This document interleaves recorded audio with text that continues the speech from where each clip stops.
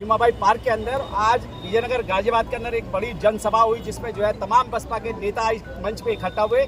हमारे बीच रवि गौतम जी, और देखा जाए कहीं ना कहीं बहन जी का आशीर्वाद मिला है। 56 सदर विधानसभा सीट से जो है चुनाव लड़ने का मौका मिला। सबसे पहले तो आपकी खुशी जानना चाहूँगा, आज के दिन कितने सारे लोगों ने आपको आशीर्वाद दिया और कितनी सारी अपार भीड़ आपको आशीर्वाद देने आई। देखिए, पहले तो आप सभी को जय भीम और आदरणीय बहन कुमारी माया जी का बहुत बहुत धन्यवाद। उन्होंने एक गरीब मजदूर किसान के बेटे को टिकट दे करके ये एहसास कराया कि जो लोग कहते हैं ये पार्टी पैसों वालों पार्टी है, उनके मुंह पे तमाचा है। और खुशी का जाहिर तो ये है कि आज मैं कह सकता हूँ कई हज़ार गाँव के यहाँ लोग पहुँचे जो बहुजन समाज पार्टी के कार्यकर्ता भी हैं और युवा दल के जो है कार्यकर्ता हैं, और मेरे घर परिवार के लोग यहाँ पहुँचे।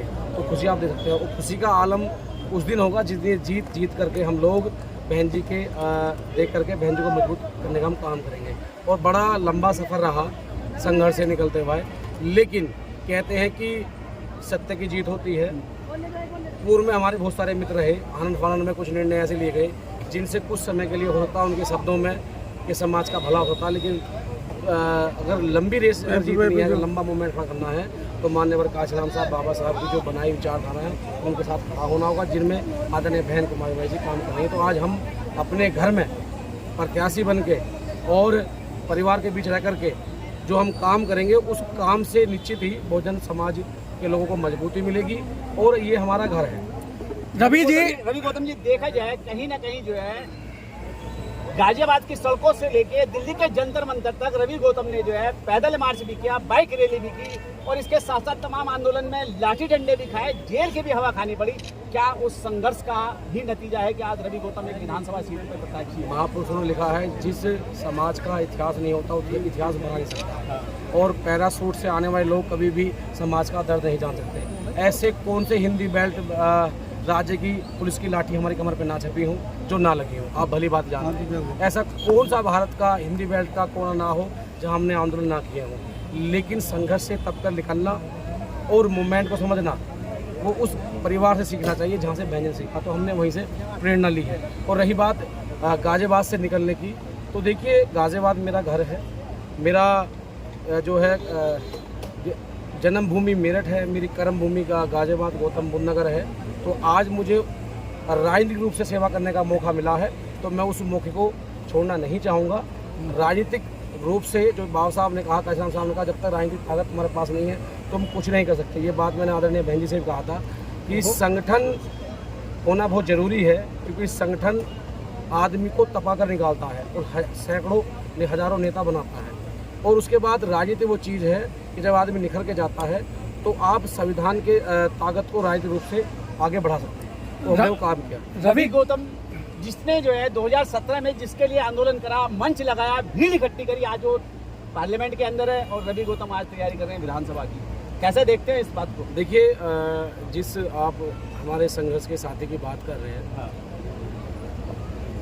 कुछ मेडिकल में दवाइयाँ ऐसी मिलती हैं जो शॉर्ट समय में फ़ायदा देती हैं, हाँ। लेकिन उनके कई ऐसे परिणाम होते हैं जो कैंसर के रूप में साबित होते हैं। हाँ। और जो दवाइयाँ धीरे धीरे इलाज करती हैं वो बड़ी फ़ायदेमंद होती हैं, लंबी इलाज फ़ायदेमंद देती हैं। उसी प्रकार से जो लोग जिनको कुछ दिख रहा है, मुझे नहीं लगता मेरे शब्दों में तो कुछ चीज़ें खास रूप से हैं। आपने इसमें देखा होगा हज़ारों साथी जो यहाँ पहुँचे, उनमें से सैकड़ों से ज़्यादा लोग उस परिवार को छोड़ करके बहुजन समाज पार्टी परिवार में शामिल हुए हैं।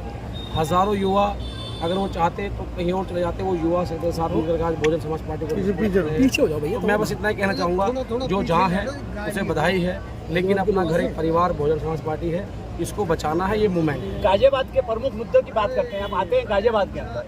गाजियाबाद के प्रमुख मुद्दे की बात करें, शिक्षा के क्षेत्र में यहाँ गाजियाबाद बहुत पिछड़ा हुआ है। तमाम जो है लाला बनियों के स्कूल हैं, और पेरेंट्स को जो है कहीं ना कहीं जो है स्कूलों में कोटे के हिसाब से एडमिशन नहीं मिल पाता। क्या रवि गौतम की इस मुद्दे पे प्राथमिकता रहेगी? देखिए, मैं एक सामाजिक रूप में अगर मैं कहना चाहूँ, जहाँ जहाँ हमें मैसेज मिलता है, हाँ। आसपास के जो बड़े बड़े कॉलेज हैं, जो बड़े बड़े पूंजीपतियों के हैं, हमने उन्हें संवैधानिक रूप से कई बार आंदोलन हुए, प्रदर्शन हुए, फीस बढ़ाती जाती है, लेट फीस चार्ज 5-5 हज़ार रुपये होता है, उसको लेकर हमने आंदोलन किए। और अगर जनता हमें विधानसभा में चुनकर भेजती है तो इस आवाज़ को मजबूती से उठा करके और कुछ ऐसा एक विधायक बिल लाने का प्रयास करेंगे जिससे कि इस पर रोक लगे। संविधान में भी हमें इजाज़त है कि प्राइवेट स्कूल अपनी मनमानी ना करें, लेकिन जो आज सरकार में बैठे हैं, जो आज सरकार चला रहे हैं, ज़्यादातर 100 में से 70% स्कूल उन्हीं के हैं। किसी किसी स्कूल की 50-50 हज़ार फीस है, वहाँ गरीब परिवार कहाँ पढ़ेगा।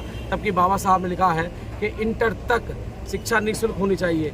लेकिन जब आप प्राइवेटेशन किसी चीज़ का कर देंगे तो प्राइवेटेशन में उस तरह का आरक्षण नहीं होता है जिस रूप से होना चाहिए। उसके बाद जो सीटें होती हैं स्कूल में, कॉलेज में, जब NOC मिलती है उसमें भी ये लोग क्या करते हैं, बच्चे के ऊपर डाल देते हैं कि तुम्हारी स्कॉलरशिप आए ना आए हमें मतलब नहीं है, हमें पूरे पैसे चाहिए। और प्रदेश की सरकार, केंद्र सरकार इस हालात पे है साहब, स्कॉलरशिप छोड़िए, टीचरों की नौकरी नहीं है इनके पास। जब टीचर स्कूल में नहीं पहुँचेंगे तो बच्चे पढ़ेंगे कैसे। जी, रवि गौतम का एक नाम लेके जंतर मंतर दिल्ली की सरकार और यूपी की सरकार, उसके प्रशासनिक अधिकारी घबराते थे। क्या लगता है कि विधायक बनने के बाद में वही एक जोश रहेगा रवि गौतम के? देखिए, हम लोग संघर्ष के साथी हैं और जिस पार्टी से मैं पिछले 15 सालों से जुड़कर काम कर रहा हूँ उसकी मुखिया संघर्ष के साथ है। जिन महापुरुष ने इसकी स्थापना करी वो संघर्ष के साथी है। विधायक बन के कोई गीदड़ नहीं बनना है। विधायक बन के जो जनता की आवाज़ हम रोड पे उठाते थे उसे सदन में उठाना है, मजबूती से उठाना है, ताकत से उठाना है। संख्या कम हो ज़्यादा ईमान नहीं रखती। आप सत्य हैं, संवैधानिक हैं तो मजबूती से उठाएंगे। और रही बात, मैंने ये बात फिर कही कि रवि गौतम की आवाज़ है, जो हज़ारों लाखों युवा साथ जुड़े हुए हैं, इस आवाज़ को रोकना मुश्किल नहीं, नामुमकिन है। देखा जाए दलित मुस्लिम का गठजोड़ अगर गाजियाबाद में हो जाता है तो गाजियाबाद की सीट पे कैंडिडेट की जीत को कोई रोकने वाला नहीं है। बहुजन समाज पार्टी क्या उस पे फोकस करेगी? क्या उन गली मोहल्लों, उन तहसील चौपालों पे जाने का काम करेगी जहाँ दलित मुस्लिम गठबंधन का गठजोड़? देखिए, दलित मुस्लिम सब समाज के लोग हमारे भाई हैं।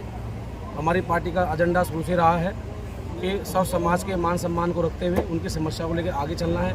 लेकिन मैं इतना कहना चाहूँगा कि जिस समाज को काफ़ी लंबे समय से गुलाम बना के रखा गया हो, वहाँ अभी विकास बहुत दूर है। तो पहले उन परिवारों को विशेष रूप से ध्यान दिया जाएगा जो गरीब हैं, मजदूर हैं, शोषित हैं, पीड़ित हैं, वंचित हैं, जिन्हें आज भी मैंने देखा है मोहल्लों में जा करके कि कपड़े उठा करके 8 घंटे की नौकरी करने जाना पड़ता हो, बारिश में पानी भर जाता है। वहाँ कोई किसी जाति समुदाय नहीं देखा जाता, कोई मुस्लिम है, हिंदू है, सिख है, पारसी है, क्योंकि सब लोग रहते हैं। हाँ भाई, इतना मैं जरूर कहूँगा कि आज भी एक बहुत बड़ा वर्ग है जिसे हम पीड़ित के नाम से जानते हैं, वो बहुत वंचित है। उसको बांट दिया जाता है जाति मजहब के नाम पर, उसे बांट जाता है रंग के नाम पर, उन्हें बांट दिया जाता है यहाँ तक कि प्राकृतिक एक सब्जी के देना, सब्जियों के रंग के नाम पर। तो अगर हम लोग मजबूत होते हैं तो ये जो जातीय राजनीति है, जो धर्म को बांटने की राजनीति है, इसको हम खत्म करने का प्रयास करेंगे और जो हमारी नेता आदरणीय बहन कुमारी जी करती आएंगी। लोकसभा चुनाव में देखा जाए 2 पार्टी नहीं 4 पार्टियों के गठबंधन ने जो है संविधान की दुहाई देके दलित मुस्लिम का वोट जो है चुरा लिया, छीन लिया। क्या बसपा की वो वोट वापस लाने का काम होगा अपने इस चुनाव में? देखिए,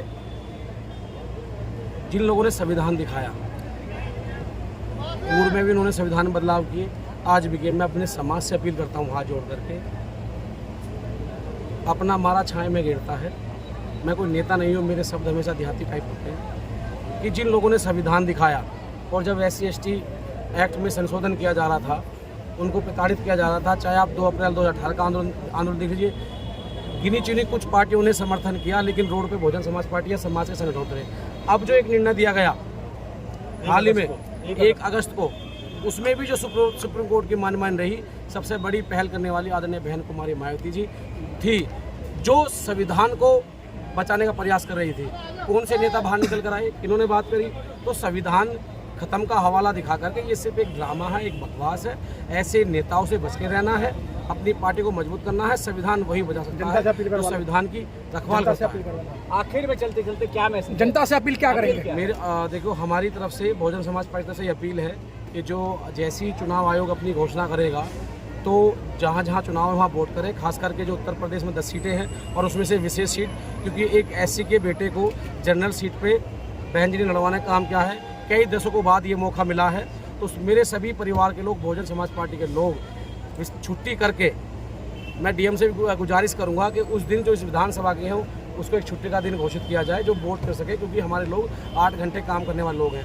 वोट जरूर करें। भाजपा ने बड़ी चालाकी से, क्योंकि भाजपा के पास कोई विकास का मुद्दा होता नहीं है, छल कपट की राजनीति ये लोग करते हैं। इन्होंने जहां पर SC और OBC या जो बहुजन समाज पार्टी के मजबूत गण हैं वोट के, उनके बूथ को यहाँ से उठा करके दूसरे वार्ड में, उसको उठाकर इस वार्ड में कर दिया है। तो इस पर हम प्रयास कर रहे हैं कि उसको रोका जाए। लेकिन अगर कुछ 19-20 होता है तो मेरी अपील है सदर विधानसभा की जनता से कि चाहे बूथ कहीं भी जाए लेकिन वोट करने जाए और अपने बेटे अपने भाई को जिताने का काम करे, जिससे हम अपनी सरकार को मजबूती की तरफ ले जाकर काम करें, जिससे कि आने वाले समय में सरकार बने और सब समाज से काम हो। चलिए बहुत बहुत धन्यवाद।